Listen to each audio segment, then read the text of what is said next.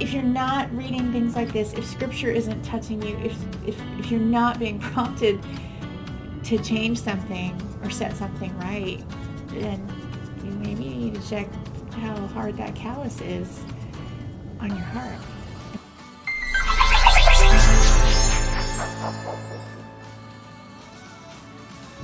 Hey everyone, it's Pat and Ronda. We're back with another Cookmont Women's Ministry video. We are in the midst of Jen Wilkins' book, In His Image.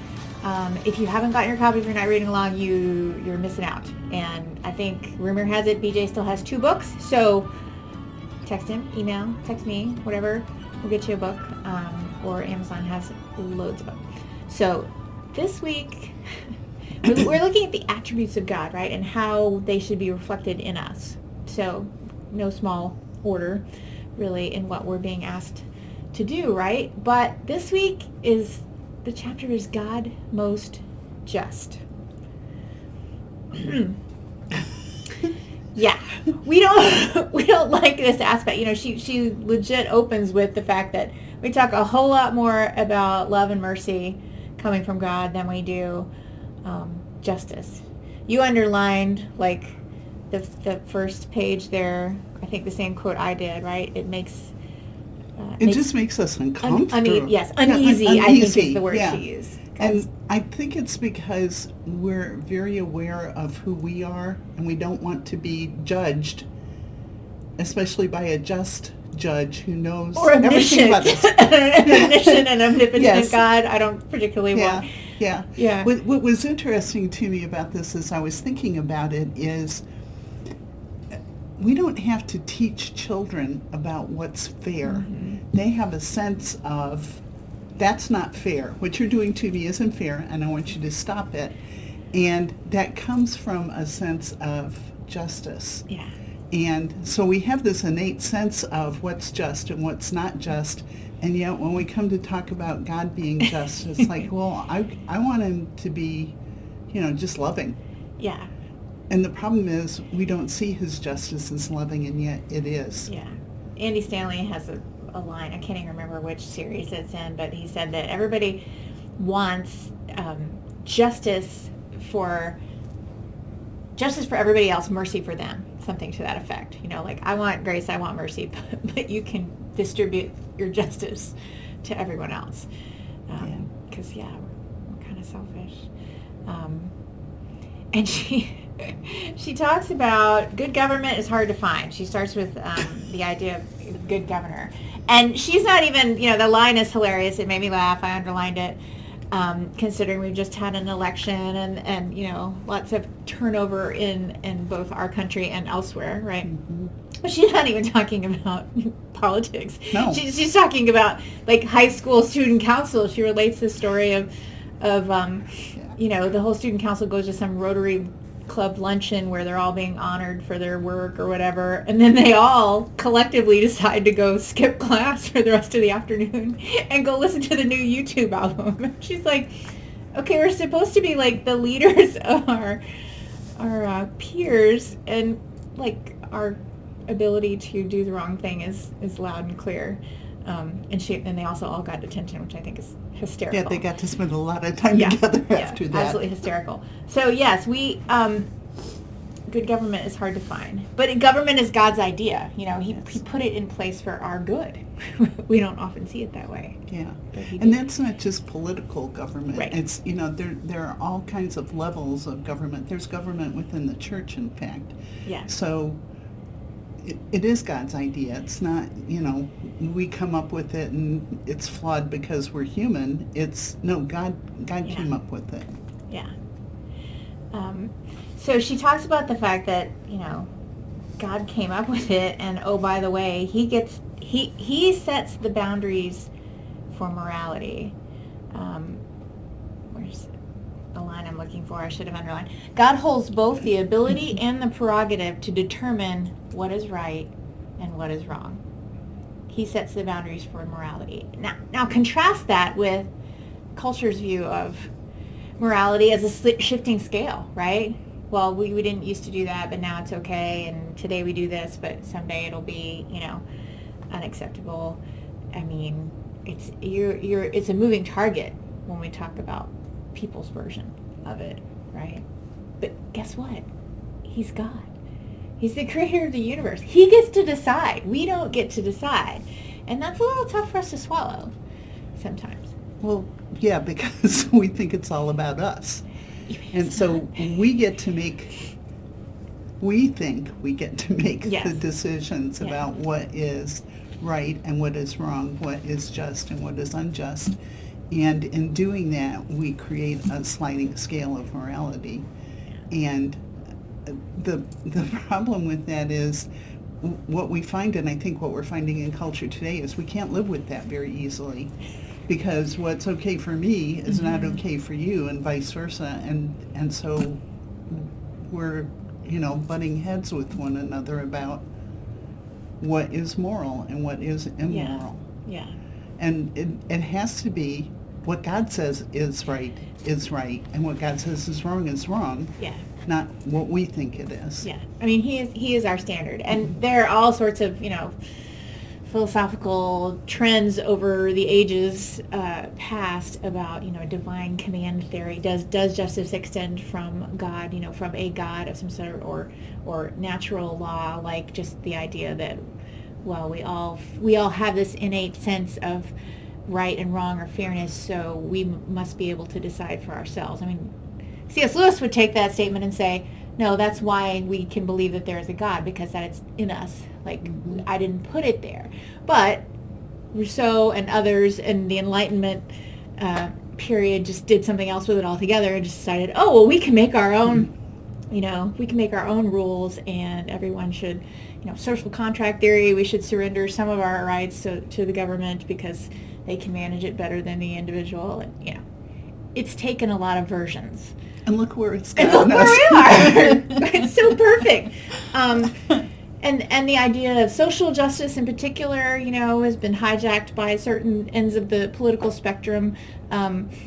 Social justice, these things that we think of as social justice, of just taking care of the poor or the orphans or this was the work of the church for centuries. Why do you think all of the hospitals, why do you think there's so many Catholic hospitals and orphanages and, the universities, that things were put in place to take care of the disenfranchised? That was the work of the church for centuries. So it doesn't mean that we just abandon the idea of taking care or trying to make things right for those over whom we can, have influence. We don't give up that to another political spectrum because it's been hijacked. But I'm probably... Well, you need me to edit this out. This is a rabbit trail. Part of the problem with that, though, is the language. Yeah. We've given up the language to everybody, and so we've mushed together the idea of justice and mercy and grace, and they're different things. So taking care of the poor is mercy. It's not justice. Yeah. So justice is, we're getting what we deserve. Mercy is getting, what we Not getting what we deserve. we're not getting what we deserve, and grace is getting what we don't deserve. Yeah. So if we mush all those things together, then Define your terms. yeah, words mean things. Yes. So, sorry, I strayed. Let's get back to the book, because she talks about just law, God's law, and the fact that we are all guilty before Him, and that we really have to cast ourselves upon the what does she say? The perfect sacrifice of Christ, right? Because if we don't, we're going to spend our whole life trying to be good enough, work hard enough, justify ourselves by whatever means we can, right? And this is just a life of striving and futility, and it's very empty. We've talked about this before. We cannot justify ourselves before God's standard. That's what Christ is for, right? So we have to take comfort in that fact. And she talks about God as a just father, just impartial judge and father. He loves us. And so the fact that we have to obey Him and we have to fear Him, but those are kind of out of favor. Mm-hmm. Those ideas, again, we don't want somebody else telling us what to do or what's right or what's wrong. But if we live in fear and obedience to God, our life is in a lot of ways easier. Yeah. One of the examples that I think really shows this clearly comes from Alpha. And Nicky Gumbel tells a story about going to his son's soccer game. And he's the only dad who's there for the game, and the coach hasn't shown up. So all the moms are looking at him going, you're the man. You know, take care of this. And he said the problem with that was he didn't know the rules. He didn't know the boys, and they didn't have any of the setup except for, a soccer ball. Excellent. And so he's trying to play soccer with these kids, and he doesn't know what the teams are. The kids are yelling, it's out, and the other kids are yelling, no, it's not. And he says pretty soon into the game, he's got kids lying all over the field, injured. The coach shows up. He'd forgotten the time, and he knew the kids. He knew the rules. He had a whistle. He had the equipment. And Nikki's point is, when were the kids having a better time? When the game was being played according to the rules, or when there was total chaos? God has set the rules in place for us. For our good, yeah. And he knows, he made us, he knows what's best for us. Yeah. And yet we kick against that all the time because we think we know what's best for us. That's where his justice comes in. Because if we're not going to play according to the rules, we're going to be in trouble, and he knows that. Yeah. And we have to appreciate the fact that we may not see justice served in our lifetime, right? And we need to let go of that. Like you don't, the Hollywood vigilante justice movies might sell at the box office, but that is not the way we operate. You do not go outside the bounds of law and get even or get revenge, right? We leave it to God because he knows all the facts. He has all the information. He can make a true judgment on this. We're never going to be in that position. Yeah. So let him judge and trust that it will be taken care of. Nobody gets away with it, Yeah. In the end, there will be justice. There will be justice. Yeah. And I think the part of the problem we have in justice is we're thinking, oh, that means me too. It means, yeah. We're in that. Well, and she talks too about just discipline. She said, is justice then something the believer never experiences from God? Because of Christ, our Father and Judge does not look upon us with wrath, but he still parents us with justice. Mm-hmm. And I think that's a wise word. And again, this is a word that we have twisted and contorted. Discipline comes from the same word as disciple, which just meant a student, right? Yeah. Like you're being taught these things. You're taught a way.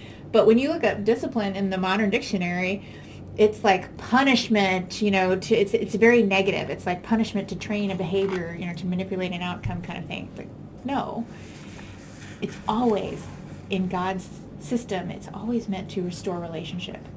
It's make things right? He's going to remind you of your need for him. It's not condemnation. It's not, the wrath of God in the sense that those who don't know God will experience, right? But again, we don't like discipline. We're close enough to the new year. How's your resolution going? Hey, we're exercising, still eating right, we don't like discipline. It's a chore. We think of it as a chore. No. When it's from God, it's good. And it's for our good.